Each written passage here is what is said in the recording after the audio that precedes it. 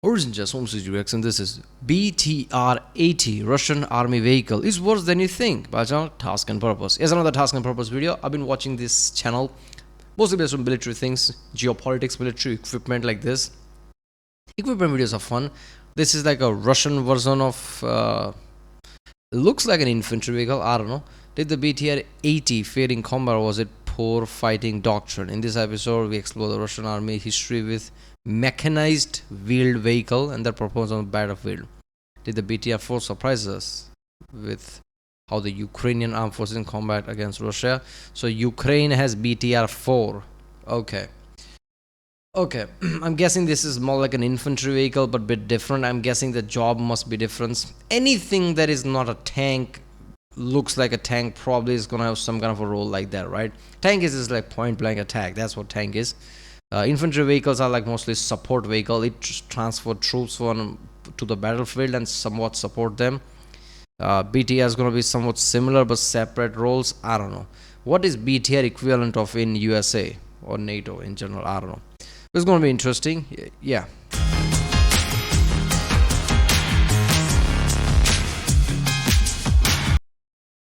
Yeah, I've been watching Task and Purpose recently. It's a great channel. I like watching this kind of videos about how military things work.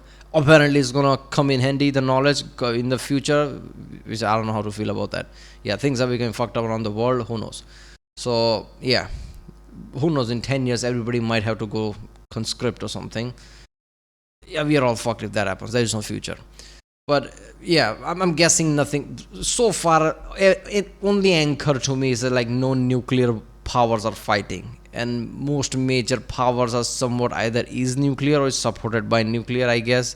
So maybe that will not happen. Who knows? But this is about, like, I'm guessing this is Soviet time. That's how it works. Soviet time vehicle BTR-80. This is gonna be awesome. Yeah, if you want me to react to a specific video, comment down. If you want to see other reactions from Task and Purpose, check out the link in the description or the end card. Yeah, this was it. Welcome back, Spare Parts Army. I'm your average infantryman, Chris Cappy. Russia's lost an estimated 292 BTR variants in the war so far. APC. An after-action report in the US military is customary to do after each mission, so you can look at what worked and what didn't work. In this episode, we're going to do an after-action report on the Russian armored BTR. Wait a minute. How has it performed? In this episode, we're going to the way how bottoms are. Is this amphibious? Does it go in water too? It looks like it, right? Report on the Russian armored BTR. How has it performed in combat compared to how it was originally meant to be used? What is the large-scale ground defensive? Look at that. Look at the number. Strengths and weaknesses. Is the BTR worse than we think, or simply not being used correctly alongside light infantry? In order to understand its performance in Ukraine, we need to take a look at its development history first. In 1956, the Soviet Union decided to create two armored personnel carriers. One would be the more expensive tracked BMP-1 version, and the other would be the cheaper wheeled BTR-60. At the time, it was revolutionary. No one else had a highly mobile 8x8 wheeled troop transport capable of carrying 12 soldiers. This concept would influence infantry fighting vehicles in the American military to this day with the Stryker. The BTR-60 looked like a caterpillar with teeth.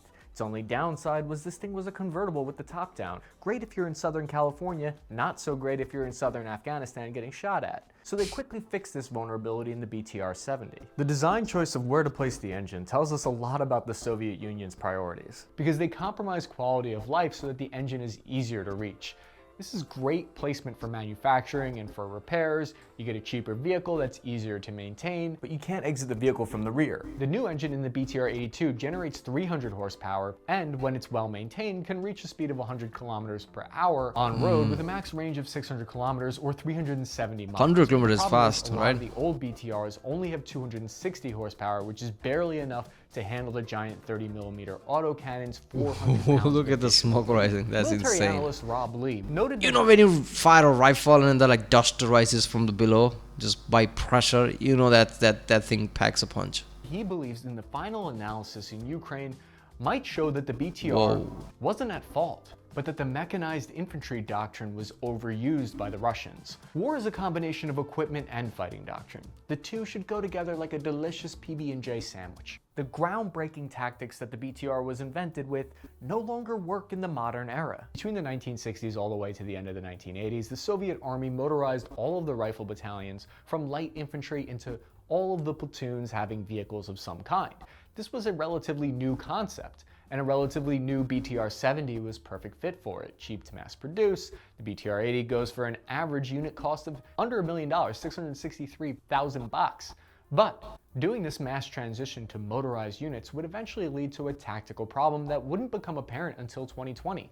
With the new auto-lock anti-tank missiles, the need for dismounted light infantry that fell out of fashion for decades has once again become vital. Rob Lee, the military analyst, points out that the Russian military doesn't need a new BTR replacement or better technology. He appears to suggest that the armored vehicles didn't fail Russia so much as the lack of light infantry to protect the BTR was the failure. If soldiers had advanced first and routed out all of the Ukrainian anti-tank Javelin missile teams, they wouldn't have been sitting ducks in the BTR, and then the vehicle could have advanced later in the rear of the formation. They built over 5,000 of the BTRs, although only about... I mean, look, these are support vehicles, right? That's in the name. They are to support. They are not the main thing. Like, if everything fails around them, you can expect them to work, right? I mean, you need the infantry to do its job, and then this will support it, right? If you want to break through lines or something, using this as a thing to, like, break through is like a good thing, but this is as a support. It's a tool, this equipment. So I'm guessing the guys, right, like, not enough infantry, or just like not being good chain of command, not scouting, not having better intel. This all could play part, I guess, into ruining all this shit. What is the difference between this and BMP, right? This is like cheaper, like he said, but isn't the BMP also like infantry support vehicle? So why BTR, and why the designation different? What does BTR mean and what does BMP mean?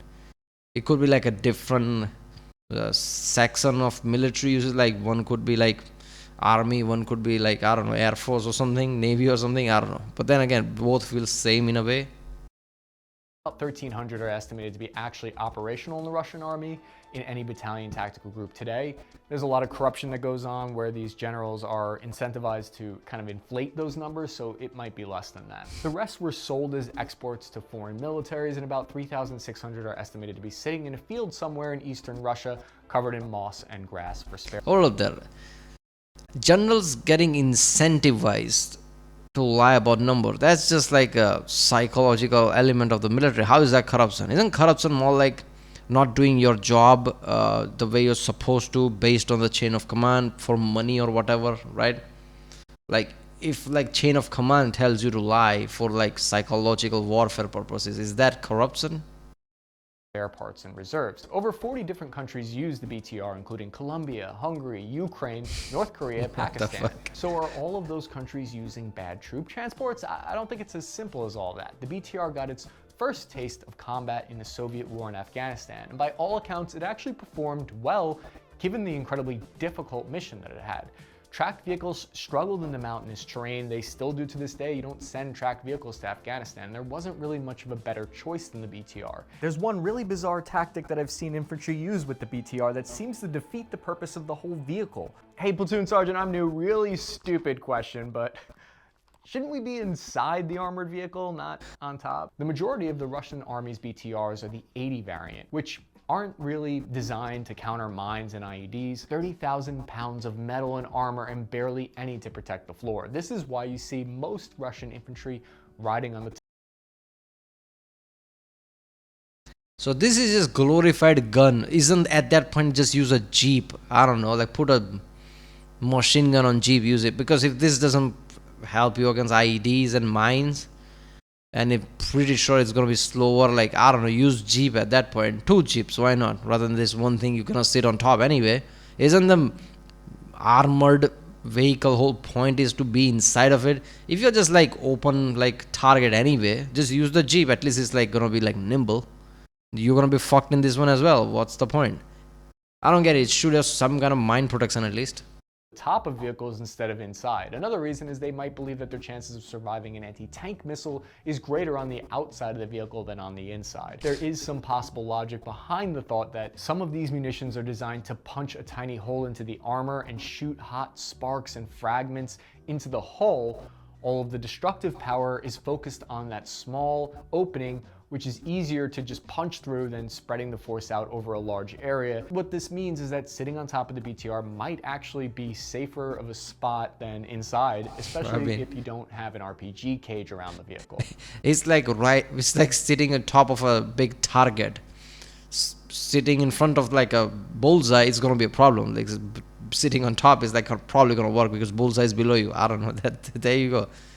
This is just insane. Most versions of the BTR have a 30mm autocannon that fires 120 rounds per minute, which fundamentally turns it into an infantry fighting vehicle instead of an APC. One of the major drawbacks to the BTR-80 is that the main weapon on the turret is not stabilized, so it can only be accurately fired while the vehicle is sitting still. In order to rotate the turret, it's done by the gunner manually, so it's slower. The BTR is meant to be amphibious, powered by hydro. Do that manually every time you shoot? Swim at 6 miles per hour. Oh, it is amphibious. 2 miles per hour, excuse me. Many American armored vehicles are not amphibious and choose instead to add heavier armor. In Europe, crossing rivers is seen as a major problem, but the dream of swimming armor across water appears to have been too lofty of a goal because all of the failed crossing attempts and sunk vehicles that we've seen recently. After I spoke to a soldier who was familiar with operating the BTR and the BMP in the Belarus army, it sounds like the odds of being able to rely on swimming this thing across the river is very low because it requires you take a full day of maintenance beforehand, probably tightening up all the gaskets and rubber ceilings. We've seen that many of the BTR vehicles are not able to conduct river crossing operations. The vehicle is designed to have a crew of 3 and carries 7 infantry in the back in addition. The BTR is well known for its quirky design choices that seem strange to my American eyes. I was in a mechanized infantry unit, so the side dismount hatches actually at face value look like a great option. It makes it seem like there's more ways to get out of that hole. It also allows you to choose which side to dismount on, which seems good on paper. There are Russian BTR promotional videos putting a lot of emphasis on the fact that troops can dismount while the vehicle is moving, which in theory I can understand why they would think not that from that's there. a good thing, but in reality it's if not it's moving you can necessarily dismount the from best there. idea. Once you have a 7-man squad in full battle rattle, weighing over 100 pounds, each with a full rucksack, all trying to dismount from a single door on either side of the vehicle, you'll realize that trying to dismount on the move is a terrible idea. There's an old saying in the Army, train like you fight. If you train like you're in a promotional video, you're gonna fight like that too. But it's not safer. Evidence for this is every other country chooses to have their troop. I mean, basically, like if you're getting shot at, like, if you just got shot by a tank or something, and if you survived, I guess it is good to jump from there while it's moving. You're not gonna try to stop it. There you go. From the rear of the vehicle only. Part of the other reason for this is because that kind of compromises the integrity of the armor on the whole. Every time you add any kind of a hole on the armor, it's going to make the armor less strong. This video is a perfect... Yeah, it would just collapse, right? In certain elements, like if you get short enough, those hatches extrude, and I don't know how to say it, basically would collapse. That's the whole point, right? That's why a lot of car makers, when you make a small sports car, they try to make doors and basically hatches in a way that when you close it, it becomes that metal thing, which also becomes a problem if you crash it, but still try to make it that way. So when you crash on something, it doesn't just completely collapses. Perfect example of what surprised us the most about the BTR's performance in the war in Ukraine. We see here 2 Russian T-72 tanks are making their way down a street in Mariupol. One Ukrainian BTR-4 is able to get around them in their flank, and now it has a perfect lined up shot on their weakest part of their armor. Usually the armor is only about 8 inches thick on the back of a tank. Armor-piercing fin-stabilized rounds from a 30mm BTR-4 can penetrate over 8 inches, just over 8 inches of armor. So I think a lot of us were surprised by how effective the BTR was, especially in a defensive role against the T-72 heavy tanks. The BTR-82 was introduced in 1982, has improved night vision optics, navigation system called GLONASS. It can carry 1 additional soldier for a total of 8. Many of the older variants do not have these modern features, though we've seen them burnt out without any GPS features inside. There are 2 main theories held about these kind of wheeled armored infantry fighting vehicles. The first is that they should not have an autocannon turret on top because it encourages them to get into armor on armor battles that they were not designed for. The second theory is that they need a powerful lethal weapon with something that has more kick and more capability than a 50. He should not have machine gun top. Isn't that better to have a gun than not to have a gun? No. Somebody will say blat and just start to attack where they're supposed to run away. There you go. Caliber machine gun. Before this year, I have to admit, I leaned towards maybe no turret was the right idea. I thought maybe we should use them in a larger strategy that includes tanks and heavier tracked IFVs like the Bradley. But now, after seeing how this kind of armor versus armor war plays out in real time, I think we've gotten some data that can help put this debate a little bit to rest. We've seen numerous instances where the BTR in Ukraine came into contact with a tracked T-72 or a BMP, and it was able to hold its own only because it had a 30mm autocannon. It might make... I mean, like, it's nice to think like that, but that's a luxurious thought, isn't it? Like, you don't want your soldiers to attack using the gun, but there will be instances where you're forced to attack. That is not the way. And obviously, in like conditions like this, like where you have nothing else to spare, you just have BTR-80s, right? You just have to go there and you will have to attack. And if you don't have a gun, you're completely fucked. So it's like, oh, I would rather my soldiers don't attack or whatever. It's like very luxurious thought, like you just planned everything. There is no bad thing gonna go, and you have a lot of things in your arsenal besides BTR. No, that's not how things work. Make it slightly less effective as a troop transport, but I think any vehicle with a 50 cal or less is just dead in the water today. So while the BTR might have been largely responsible for starting this and spawning this whole trend of wheeled infantry fighting vehicles with an autocannon, and it might have been right about that direction that it went in, it still has a number of problems that have been holding it back. We'll see if it's more of a doctrinal issue or if it's an equipment issue as the war continues to play out. I'm curious to know what you guys think on the matter. Yeah, I think it works. I mean, it's an equipment. You need to work it better, right? If you fuck up everything around it, it's not gonna work. But I think like their idea was right and it is working, right? It did work in Afghanistan, like you said. So yeah, and that big ass cannon is like important. I don't know. Yeah, so it is a good. In the end, like if everything fails, right? Everything around you that's supposed to work fails. What is the equipment going to do? That's not the point.